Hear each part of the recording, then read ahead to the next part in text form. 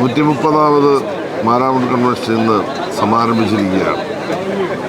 വലിയ ജനപങ്കാളിത്തത്തോടാണ് മെത്രാപ്പോലീത്ത തിയോഡോഷ്യസ് തിരുമേനി ഉദ്ഘാടനം ചെയ്തത്.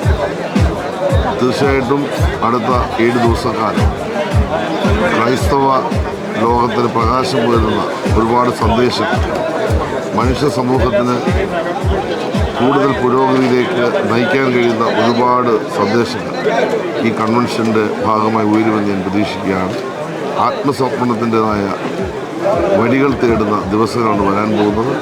സമാധാനത്തിൻ്റെയും സ്നേഹത്തിൻ്റെയും സന്ദേശം തീർച്ചയായിട്ടും ഈ ദിവസങ്ങളിൽ ഇവിടെ നിന്ന് ഉയരും.